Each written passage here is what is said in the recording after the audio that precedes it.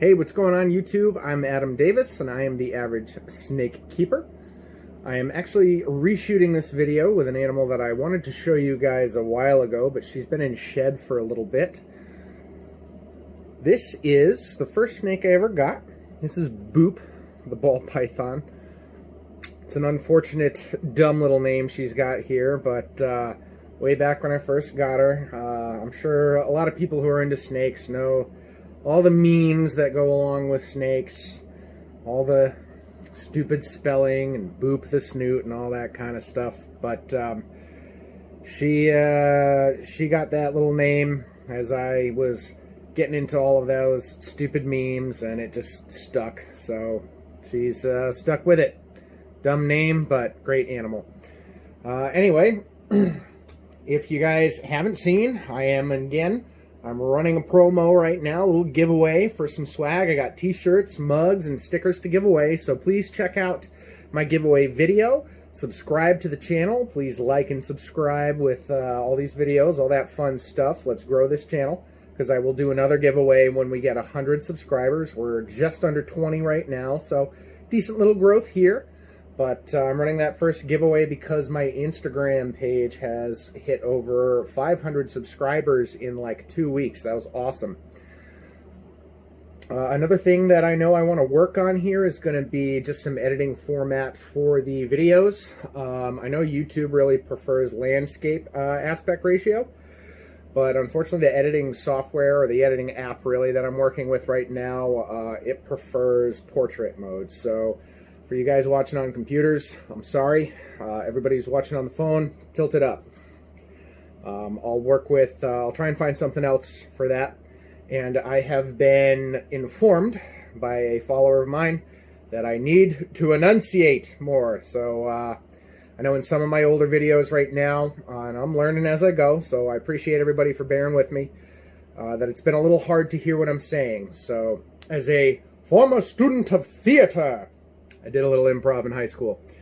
And as someone who owned his own business and did a lot of public speaking, I've been talking a little too casually, I think, and I need to speak up. So I'm going to work on that for you guys, too, to make sure you always hear what I'm saying. Hopefully she doesn't feel like I'm yelling at her. So anyway, this is Boop. This was my first snake ever. This is the animal that didn't necessarily awaken my passion in snakes overall and reptiles, but she's definitely the one that got me to where I am today as far as keeping, and definitely the one that got me so far into this where I'm doing something like making social media pages and trying to launch something like a YouTube channel, and hopefully eventually getting into maybe educational programs with these animals, you know, someday getting into maybe breeding a few. But initially, all I wanted was a pet. And I'd wanted a pet snake for a long time. I've kind of told you guys, you know, when I was real little, I used to just go and hunt for like garter snakes in the yard. And I begged and begged my parents for a pet snake, and they just weren't all about that. One day my mom, when I caught a garter snake, was like, yeah, sure, you can keep it. And I tortured that poor snake, really without knowing it, you know, not like horrifically or anything, but I put it in a bucket and I brought it around with me all day. I brought it to my cousin's house, and I just, you know, put it through a lot of stress. Eventually I took it out to the sandbox with me and put it in my like Hot Wheels play set, and it hid in the little garage there, and I tried to get it out, and that little sucker bit me and ran off into the woods. I couldn't understand, you know, that it wasn't a toy, basically, you know, that they're animals and they do their own thing. The extent to interacting with them is just kind of, you know, handling them and maintenance and things like that. And you want a snake that's, you know, tolerates handling well, which this one does sometimes, and I'm going to get into that. But this animal here, like I said, I kind of just wanted a pet, and at the time, she kind of saved my life. I got her kind of on a whim. I did a few months of research, but the research that I did was very poor. I looked at a lot of care sheets and websites on Google that really just, from what I know now, had very terrible information on these animals and how to care for them and what to expect. And I watched a lot of YouTube videos, and as much as I'm making some now, and I'm not going to name any names or anything. I probably couldn't remember the channels anyway. Excuse me. There were a lot of videos on, you know, what looked like probably people who hadn't had these animals for very long, and all of a sudden are given care guides, and same thing. They're given a lot of information on them that it's just really poor. Really, honestly, husbandry for these animals that don't really apply well. A lot of people are keeping ball pythons the way that you would keep maybe like a corn snake or a garter snake. And from what I've experienced, and definitely from what I've seen from a lot, well, you know, keepers who are way more experienced than I am, these guys actually have semi-tricky husbandry. It's not like it's super hard to take care of them, and they're actually pretty hardy. They'll put up with a lot of your crap and a lot of your mistakes. She certainly did. But that doesn't mean it's optimal for them.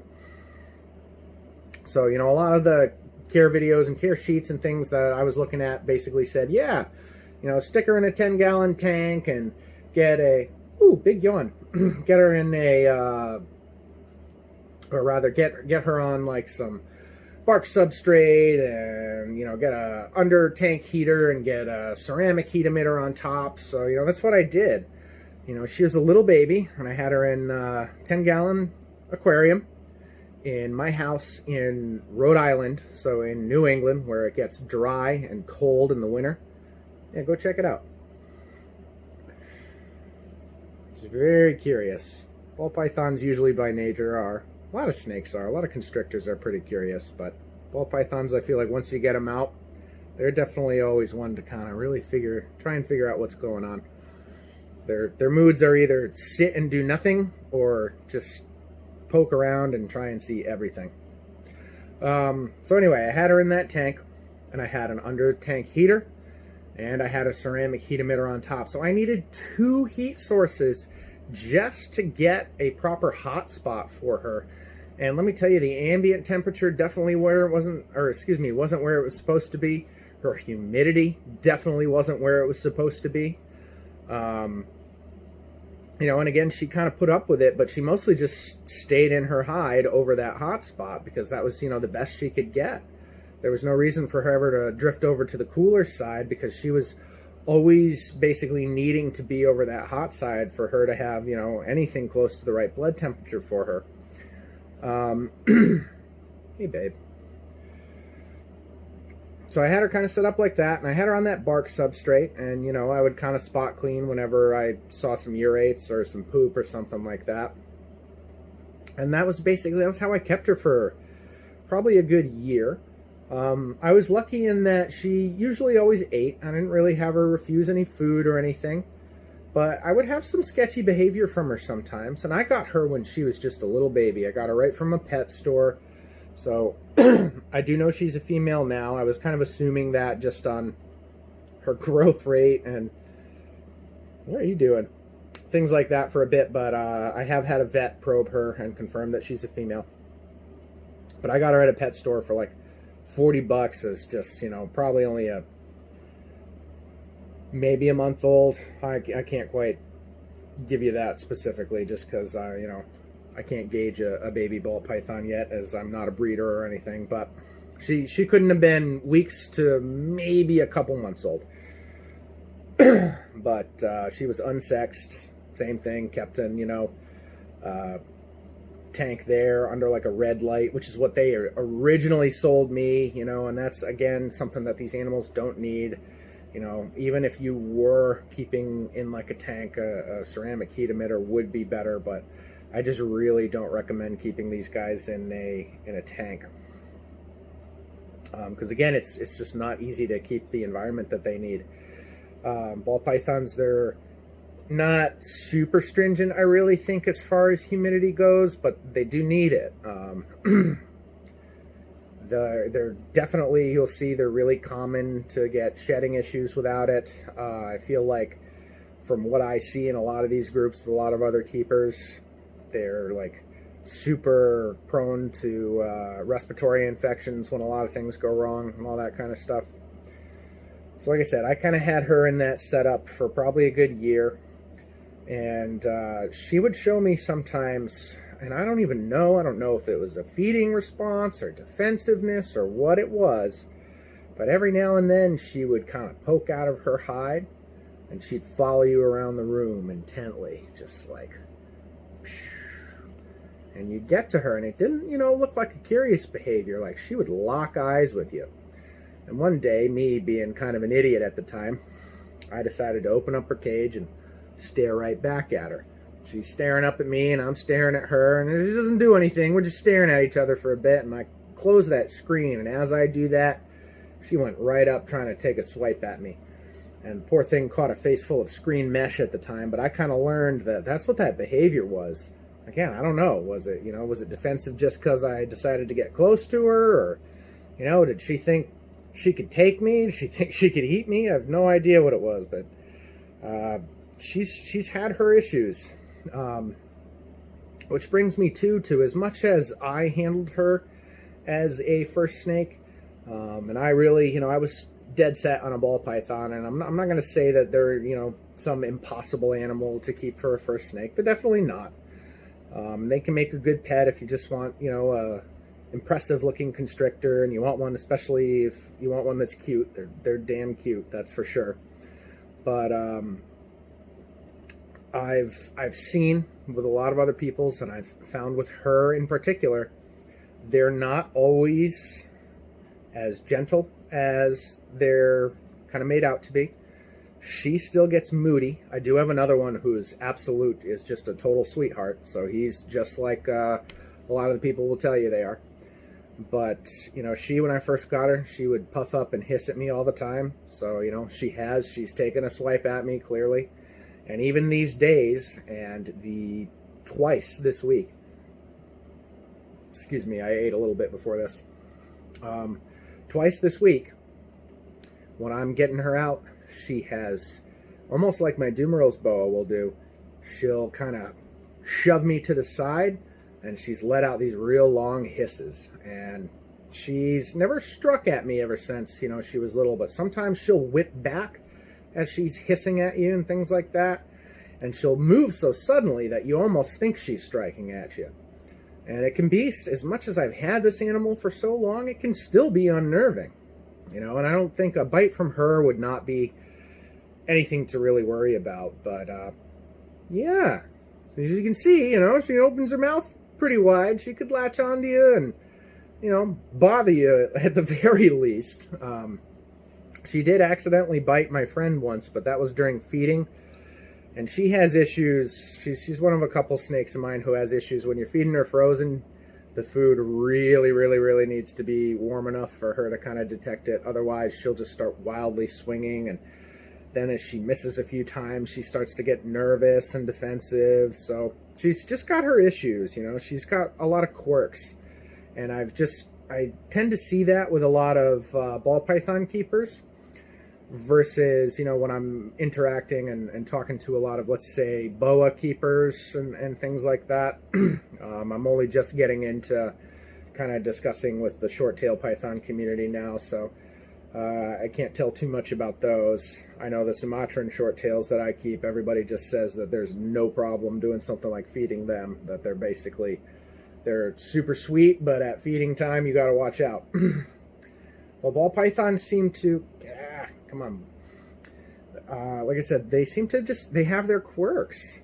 And I think, for me, I was able to deal with it. I was so determined just to have a snake in the first place. And I would say 9 out of 10 times you interact with her, she's fine. I was able to get her out today without any problems, She's usually, no matter what, when I kind of reach in, is a little skittish. Most of the time she'll kind of whip her head back. She acts like you're going to beat her or something. But once you get her out, she's usually pretty chill, just like this. I don't really worry about her biting me or anything like that. She is generally, I would call her a sweet animal. I could hand her to a child and, not really worry, but I would definitely be supervising them closely. And I have had my friend's kid was handling her once, and she got kind of a little defensive with her, and the two of them were basically locking eyes for a bit, and I had to tell my friend's, kid, hey, don't stare her down like that. She's basically taken that as a threat. And I had to maneuver her away. And, just like basically any snake, if you kind of divert their attention, they have short memory spans to why they're agitated sometimes. And, she forgot and calmed down. But she's been great in that, she put up with a lot of my rookie crap. So I had her in, like I said, that tank setup for a bit, and then I switched her finally.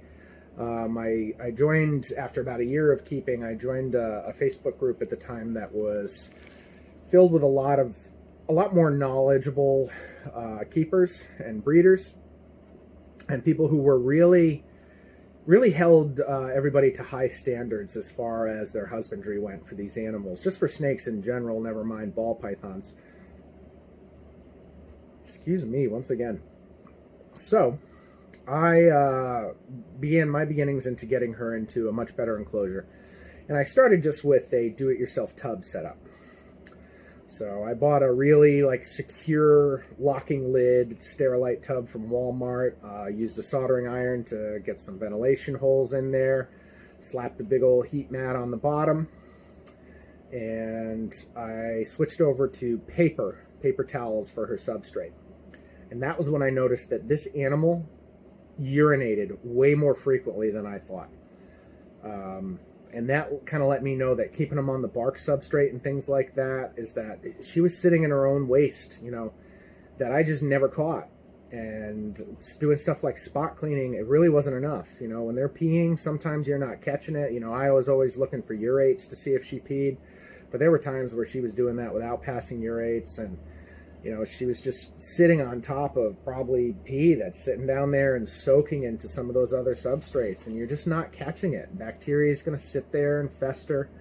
Really, in my opinion, again, this is just my opinion, do what you want, but I think, when these animals make any kind of waste, you really should just do a complete substrate clean, disinfect their enclosure, and that's really, at the end of the day, it's the way to be safest for them, So I was, seeing that all of a sudden, and then the next big change that I needed to make was her thermostat. I had her on a real cheap. I'll go over thermostats and some of this stuff. Well, some of my content will kind of repeat a little bit as I'm doing some of these first videos here, but this is the snake that, has the most stories for me to share with. Look how good she's being here, just chilling. Anyway, the thermostat. I had a cheap Zilla thermostat at first, just a little analog stat, a little click on and off thermostat. And then I thought at a certain point that I was upgrading by getting a jump start thermostat just because it was digital and not a little analog thermostat. But even that was another $20 thermostat, and it still was an on-off thermostat, meaning that its probe would detect whatever temperature you set it at, and when it got to that, it would shut the heat source off.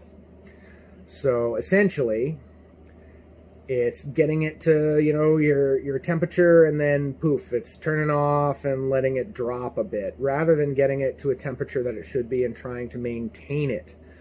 And keep it there so that the snake is always comfortable. Instead, it's, the heat's rising and getting to where it wants, and then dropping and rising and dropping and rising and dropping.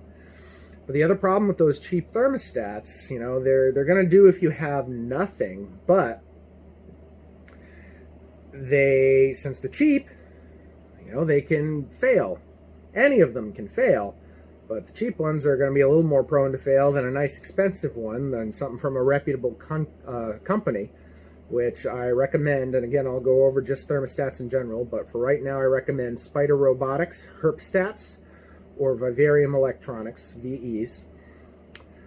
But when those cheap ones fail, the heat source stays in the on position. So basically the stat will shut off, but your heat mat or heat lamp or whatever it is you got is going to stay on.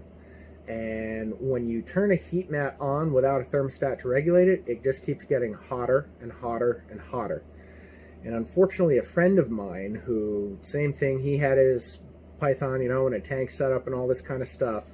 And he had, I believe, it wasn't even necessarily, it was a thermostat as much as he had like a computer program that was running his heat map. It was either a heat mat or heat lamp, but either way, he had something running it that ran out of batteries. And the heat source, instead of shutting off, just kept going and getting hotter and hotter. And they came home to find that their snake cooked and died. You know, your worst case scenario is that the animal will die. Your best case scenario is just that it will burn. So you definitely want one of these better ones. And the reason you want one of those better ones is not only that they're just not prone to fail, but something like a Herpstat, at least most of their baseline digital models, have a safety relay where if the thermostat itself fails, it shuts the heat source off. So your snake will be cold, but it won't be burnt and it won't be dead. So anyway, I got her into a tub setup. Then I finally got her, you know, a better thermostat. And I started learning, I, at the time too, had finally gotten a second snake. I got a boa constrictor. You guys have met him. And I was learning a lot more. And I eventually upgraded her to a PVC enclosure called a ball box. It's from a company called Herptastic Reptiles. So it's, you know, just think like your basic PVC cage that you would see for like a boa or something. This video is going to be a little long. Like I said, I got a lot of stories to tell about her. So we'll show her off a little bit too. She's very beautiful. I think ball pythons in general, they're a very strikingly gorgeous snake to begin with. Even though their color is just kind of a brownish green to begin with, I think their patterning, those little stripes on their face, Burmese pythons kind of have that too, but those little, what does everybody call them, alien heads, the markings there, I think they're such a gorgeous snake to begin with that no wonder all the color mutations and designer morphs that people make are so striking, just because, just in general, this is just a gorgeous snake. Just patterning in general. It doesn't matter that, you know, she's not necessarily a super vibrant color. She's got a shed only a couple days ago, so she is just real shiny off the lights. The black against that. I love them. I don't think I would ever get into breeding a ball python. There's 7.8 billion people on the planet and about 10 billion ball python breeders. But I'm definitely not upset that I have a couple in my collection for pets. And there's probably a couple morphs that if I ever ran across at a show and I had the spare setup and thermostat ready, I might be convinced to take them home. A nice pied in my collection. Might still be convinced to take one of those. Or if I won one in a giveaway, I don't think I'd say no. But anyway, I'm getting off track again here. So I put her in this PVC enclosure. And it had room for her hide, and it had room for like a water dish and a decent little cool end if she wanted to kind of go over there and chill.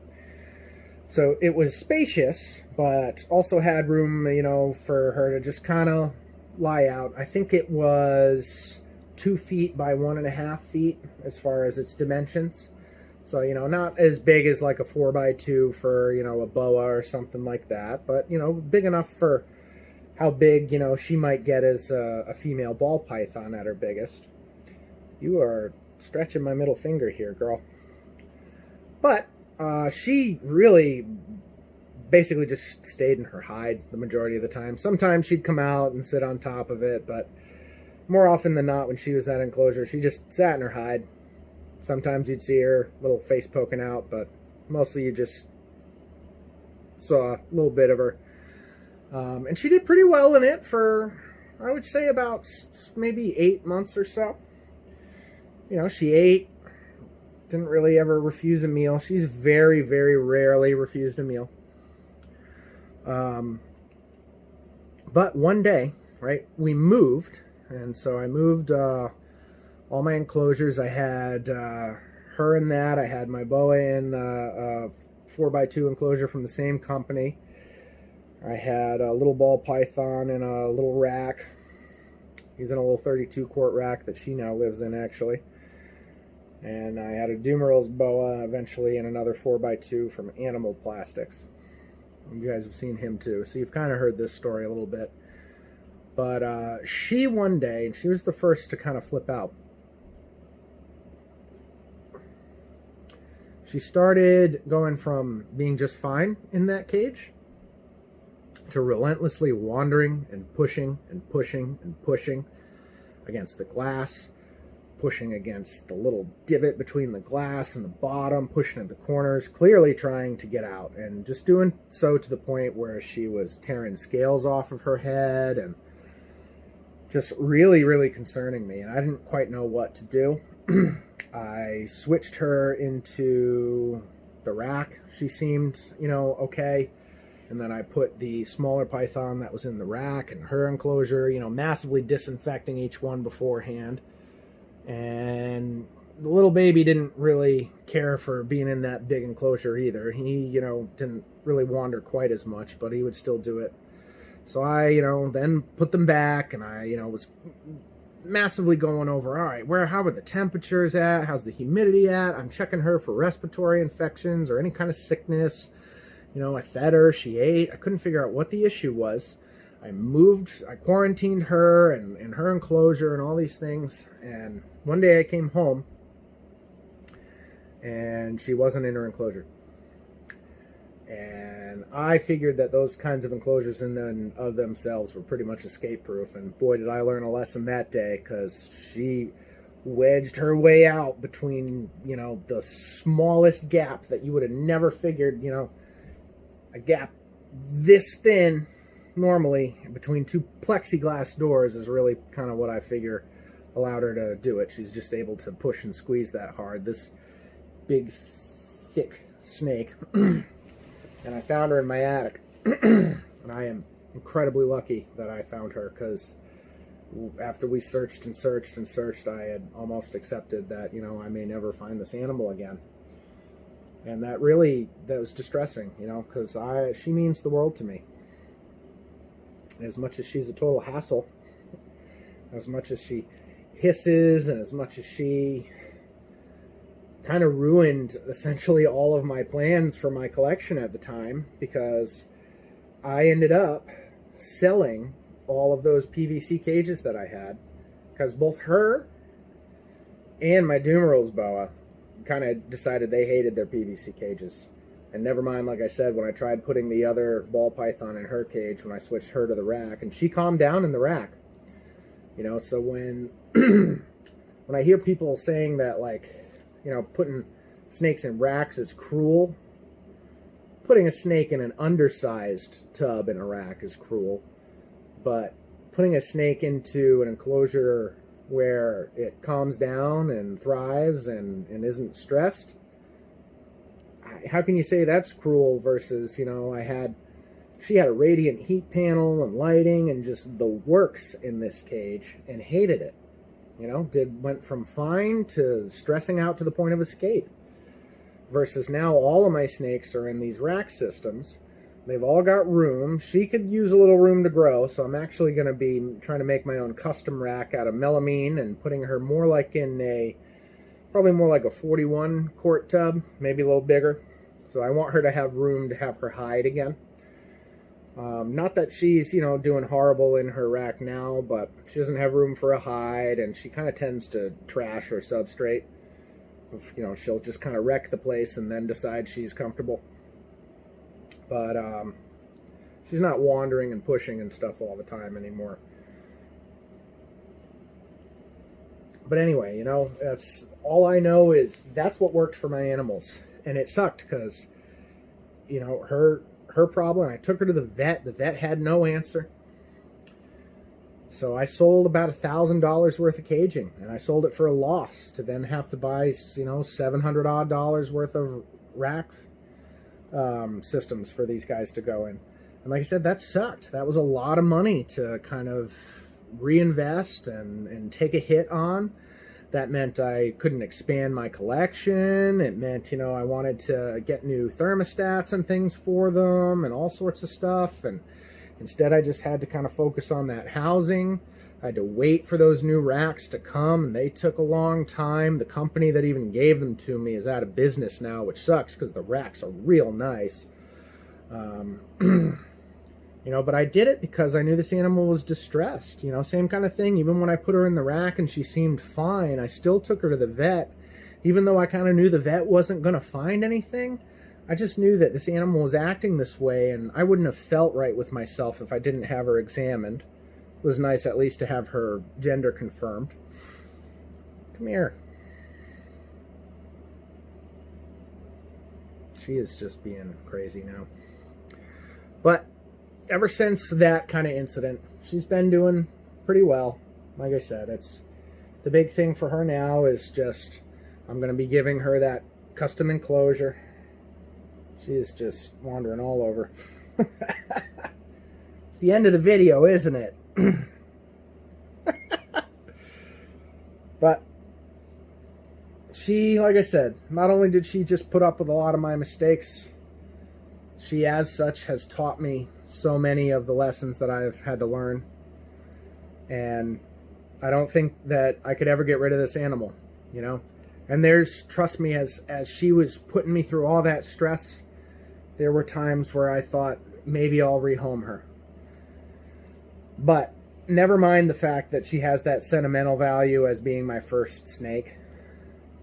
I also, with something like a normal ball python, and this is why even though I have a confirmed male and she's a female, I would never do something like breed this animal, because she's a normal with no known hets.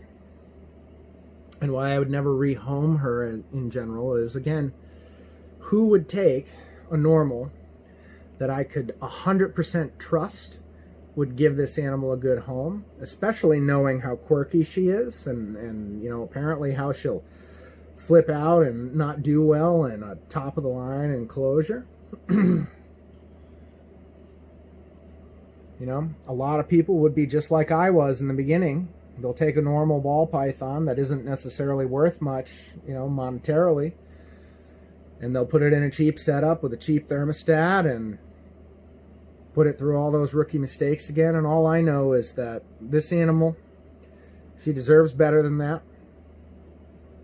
And I've got to continue to try and give her the best care I can, because not only do I owe her that just because she's a living, breathing creature, but I owe her that because of the world that she awakened me to in keeping these animals and being in this hobby, and the passion that I have that only grows more and more and more each day that I own them. So anyway, this is Boop, the normal ball python, my first snake, my first love, and the animal that has led me here to you guys today. All right, baby, I'm going to put you back. We're going to feed her later, let her settle down a little bit. But here she is. Hey, what's going on, YouTube?